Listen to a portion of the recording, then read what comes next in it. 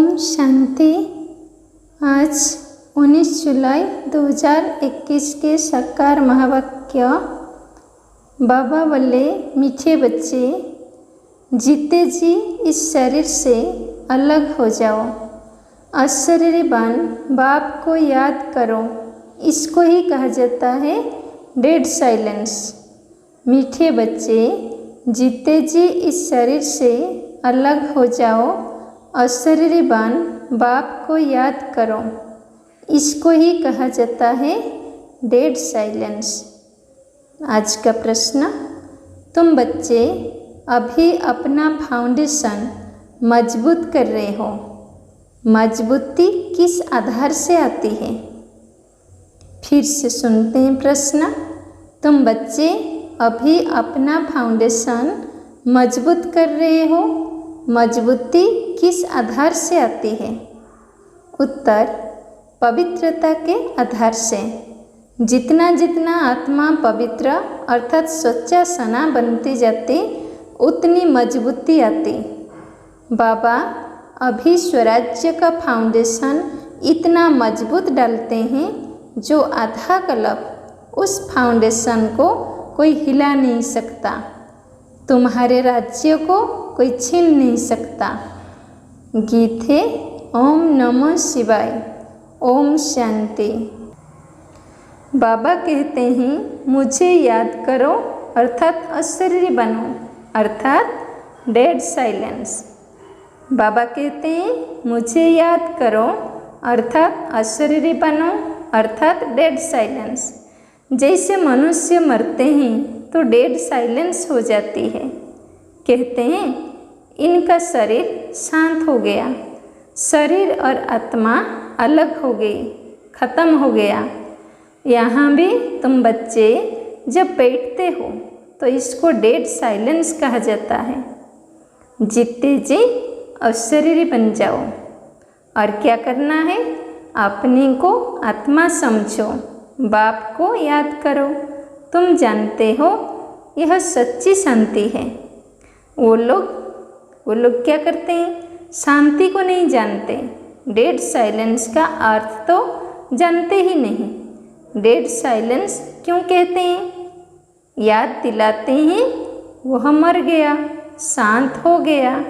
तुम भी मर जाओ, तुम भी शांत हो जाओ। बड़े बड़े लोग गांधी की समाधि पर जाते हैं। वहाँ जाकर कहेंगे डेड साइलेंस अर्थात शांति में बैठो। तुमको भी मालूम है हम आत्मा शांत स्वरूप हैं, दुनिया को पता नहीं है। तुम अपने स्वरूप में टिक जाते हैं। बाबा कहते हैं, हम अपने स्वरूप में टिक जाते हैं।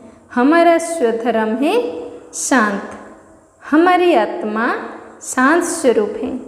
उनको यह पता ही नहीं, इसलिए शांति मांगते हैं। आत्मा कहती है शांति चाहिए। आत्मा अपने स्वधर्म को भूली हुई है। वास्तव में आत्मा का धर्म ही शांत है। फिर आत्मा क्यों कहती अशांति है? अशरीरी हो बैठ जाओ। वो तो हाथ से प्राणायाम चढ़ा देते हैं तो जैसे मर जाते हैं। उसको कहा जाता है आर्टिफिशियल शांति। तुम बच्चों को तो पता है हमारा स्वधर्म शांत है। तुम आत्मा स्वराज्य ले रही हो। आत्मा ही सब कुछ बनती है। आत्मा बैरिस्टर बनती है। आत्मा कहती है हमको राज्य चाहिए। आगे भी राज्य लिया था बाप से, अब फिर लेने आए हैं। मनुष्य देह विमान में है तो दुख में है। अभी तुम समझते हो कि हम आत्मा है, अपने परम पिता परमात्मा से स्वराज्य लेने आए हैं। तुम आत्मा को राजाई चाहिए। इस समय आत्मा स्वराज्य मांगती है बेहद के बाप। श्री कृष्ण का तो स्वराज्य था, फिर गुम हो गया। अब बाप आकर तुम आत्माओं को राज्य देते हैं। इसको राजयोग कहा जाता है। परम पिता परमात्मा राजयोग सिखलाते हैं। मनुष्य देहाभिमान होने के कारण कहते हैं मैं फलाना हूँ, मैं देह को समझ लेते हैं। वास्तव में आत्मा करती है। आत्मा कहती है मैं यह चीज़ उठाता हूँ। फीमेल कहेगी मैं उठाती हूँ। आत्मा कहती है मैं यह चीज़ उठाता हूँ और फीमेल कहेगी मैं उठाती हूँ। वास्तव में आत्मा तो मेल है। मैं आत्मा बाप का बच्चा हूँ। आत्मा कहती है बाबा हम आपसे स्वराज्य ले रहे हैं। आत्मा को स्वराज्य देते हैं परमात्मा। भक्ति और ज्ञान में देखो कितना फर्क है। शिव का मंदिर भी होता है, सबसे जास्ती घंटे भी शिव के मंदिर में बजते हैं, उनको जगाते हैं। जगाते तो सबको हैं। सवेरे सवेरे बैंड बाजे बजते हैं। यहाँ बाप बच्चों को जगाकर देवता बनाते हैं। घंटे आदि बजाने की कोई बात नहीं। बाप कहते हैं तुमको स्वराज्य चाहिए तो पहले पवित्र बनो। एम ऑब्जेक्ट बुद्धि में रहती है। स्टूडेंट कहेंगे हम यह मैट्रिक पास करेंगे फिर यह करेंगे। सन्यासी चाहेंगे हमको शांति मिले। एक कहानी भी है ना, शांति के ऊपर एक कहानी भी है। रानी के गले में हार पड़ा था, ढूंढती थी बाहर, तो वह भी शांति का बाहर ढूंढते हैं। वो भी शांति को बाहर ढूंढते हैं, परंतु आत्मा तो स्वयं शांत स्वरूप है। आत्मा अपने स्वधर्म को भूल अपने को शरीर समझ बैठी है। बाप फिर स्मृति दिलाते हैं कि तुम आत्मा हो।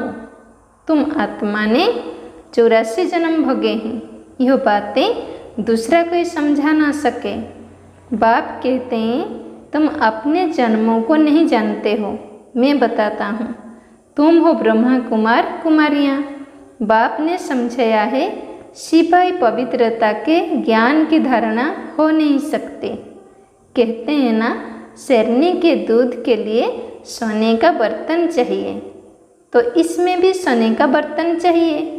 आत्मा बाप को याद करने से सोना बन जाती है। बाप भी सच्चा सोना है। आत्मा बाप को याद करती है तो ज्ञान आ जाता है। तुम सच्चा सोना पवित्र थे। यह ज्ञान का असर किसको होता नहीं। बाप कहते हैं मैं तुम आत्मा को स्वराज्य देता हूँ।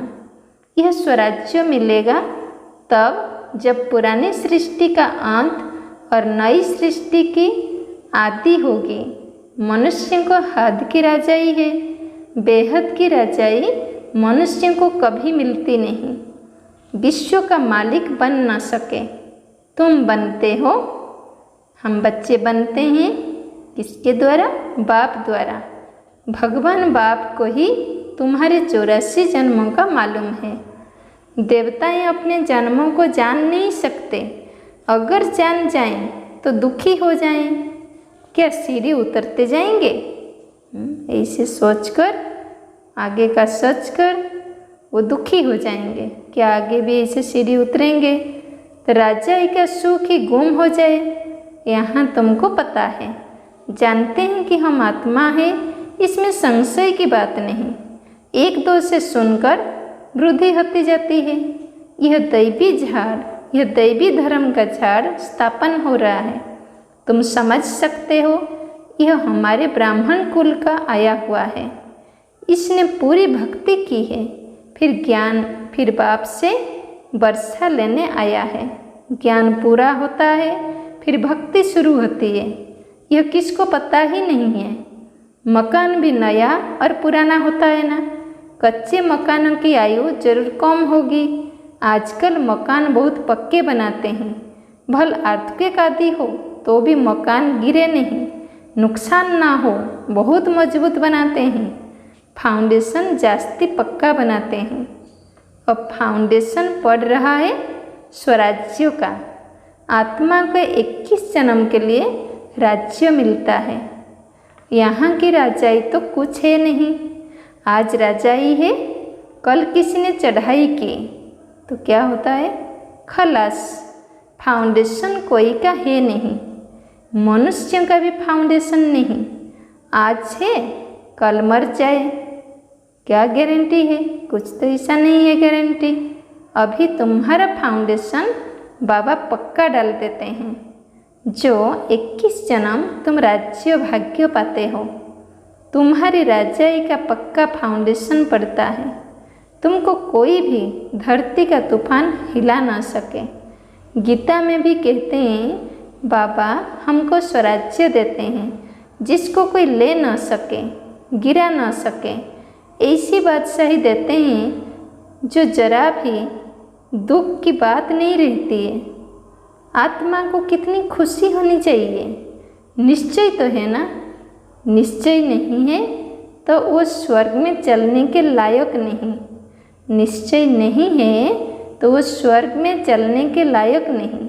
इतने ढेर ब्रह्मा कुमार कुमारियाँ वृद्धि को पाते रहते हैं। तुम जानते हो ज्ञान सागर पतित पावन हमको पढ़ाकर राज्य सिखा रहे हैं। वो फिर कह देते हैं कृष्ण ने सिखाया। यह कैसे समझें कि शिव बाबा ने मनुष्य तन में आकर सिखाया? भारत ही पवित्र था, अब अपवित्र पत्ती थी। देवताओं के आगे जाकर उन्हों की महिमा गाते हैं। शिव के आगे कभी ऐसा नहीं गाएंगे तुम सर्वगुण संपन्न सकला संपन्न हो। शिव की महिमा अलग है।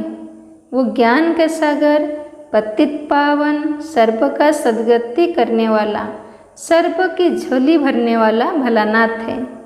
ऐसे बाप को सब भूले हुए हैं।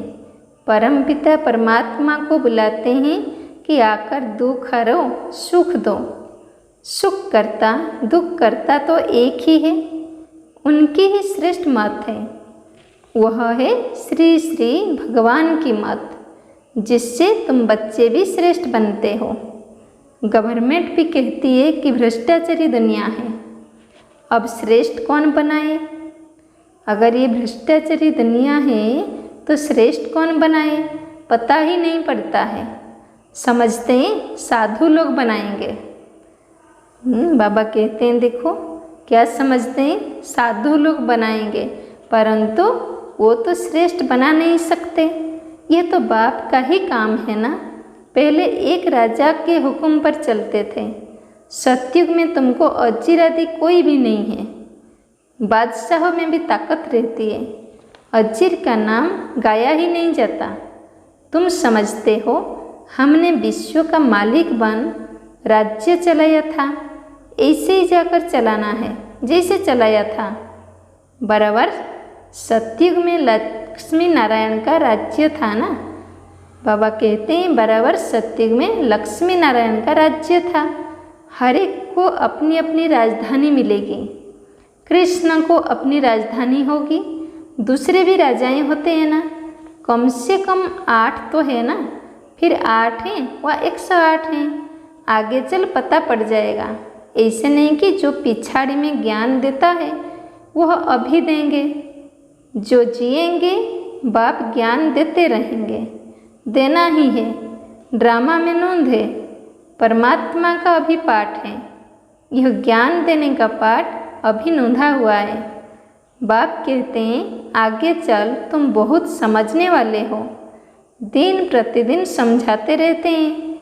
यह भी पता चले कि हम वहाँ राजधानी कैसे करते हैं, स्वयंवर कैसे होता है।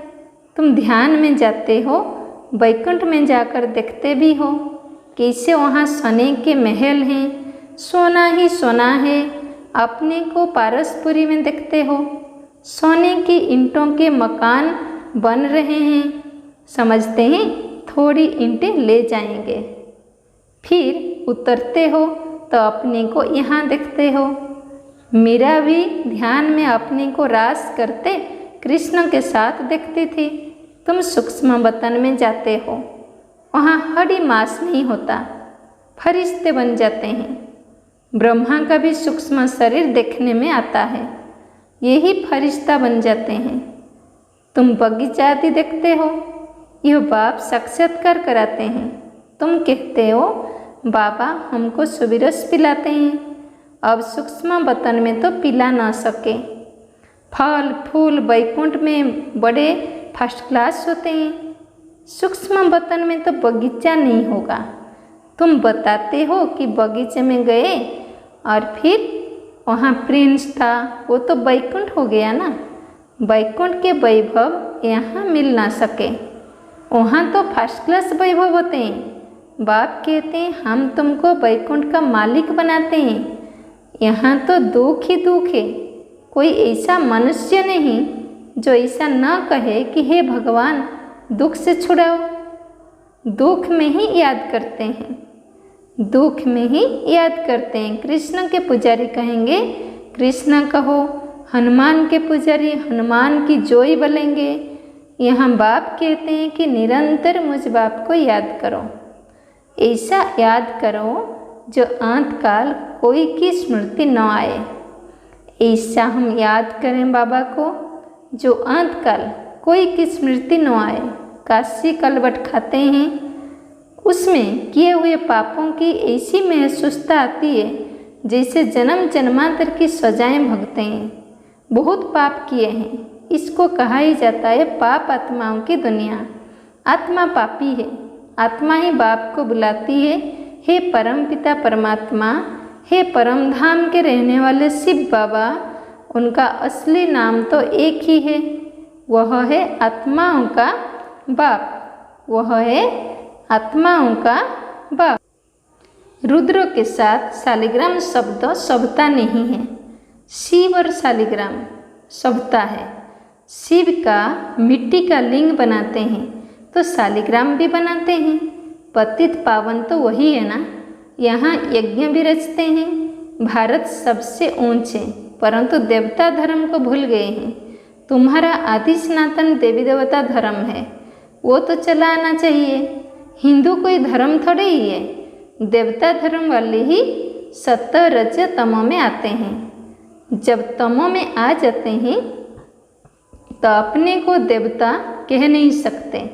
वास्तव में हिंदू तो धर्म है नहीं, तो समझाया जाता है कि तुम देवी देवता बन सकते हो, आकर समझो। तो कह देते हैं फुर्सत कहाँ है। बाप कहते हैं हम तुमको अपना बनाते हैं शांति और सुख का वर्षा देने लिए। कोई परिवार आपस में इकट्ठे रहते हैं, बहुत प्यार से चलते हैं, सबकी कमाई इकट्ठी होती है, कोई हंगामा नहीं रहता है। परंतु इनको स्वर्ग नहीं कहेंगे ना। कितना भी प्यार रहे, कितना भी कमाई इकट्ठी होती रहे, हंगामा ना हो, तो फिर भी बाबा कहते हैं देखो इनको स्वर्ग नहीं कहेंगे। सतयुग में एक भी घर में बीमार दुखी होते नहीं, नाम ही है स्वर्ग। वहाँ सब सुखी रहते हैं। बाप से तुम सदा सुख का वर्षा लेने आए हो, तुमको ज्ञान मिला है। कहते हैं बाबा आप पतित पावन हो, हमको भी पावन बनाओ। बाप के साथ तुम बच्चे भी खुदाई खिदमतगार हो। बाप के साथ तुम बच्चे भी खुदाई खिदमतगार हो। अच्छा, मीठे मीठे सिकिलते बच्चों प्रति माता पिता बाप दादा का याद प्यार और गुड मॉर्निंग। रूहानी बाप की रूहानी बच्चों को नमस्ते। हम सभी रूहानी बच्चों की रूहानी बाप दादा को याद प्यार गुड मॉर्निंग, नमस्ते नमस्ते नमस्ते। धारणा के लिए मुख्य सार, पहला नंबर, स्वराज्य लेने के लिए पवित्रता का फाउंडेशन अभी से मजबूत करना है। जैसे बाप पतित पावन है, ऐसे बाप समान पावन बनना है। स्वराज्य लेने के लिए पवित्रता का फाउंडेशन अभी से मजबूत करना है। जैसे बाप पतित पावन है, ऐसे बाप समान पावन बनना है। दूसरा नंबर, अपने शांत स्वधर्म में स्थित रहना है। जितना हो सके देहाभिमान छोड़ देहाभिमानी रहना है। अपने शांत स्वधर्म में स्थित रहना है। जितना हो सके देहाभिमान छोड़ देहाभिमानी रहना है। डेड साइलेंस अर्थात अशरीरी रहने का अभ्यास करना है। डेड साइलेंस अर्थात अशरीरी रहने का अभ्यास करना है। आज के लिए वरदान, अपने अनादि आदि स्वरूप की स्मृति से निर्बंधन बनने और बनाने वाले मर्जिबा भव। अपने अनादि आदि स्वरूप की स्मृति से निर्बंधन बनने और बनाने वाले मर्जीवा भव। डिटेल्स, जैसे बाप लोन लेता है, बंधन में नहीं आता, ऐसे आप मर्जीवा जन्म वाले बच्चे शरीर के संस्कारों के स्वभाव के बंधनों से मुक्त बनो। जब चाहे जैसे चाहे वैसे संस्कार अपने बना लो। जैसे बाप निर्बंधन है ऐसे निर्बंधन बनो। मूल वतन की स्थिति में स्थित होकर फिर नीचे आओ। अपने अनादि आदि स्वरूप की स्मृति में रहो। अवतरित हुई आत्मा समझकर कर्म करो तो और भी आपको फॉलो करेंगे। अवतरित हुई आत्मा समझकर कर्म करो तो और भी आपको फॉलो करेंगे। स्लोगन, याद की वृत्ति से वायुमंडल को पावरफुल बनाना, यही मनसा सेवा है।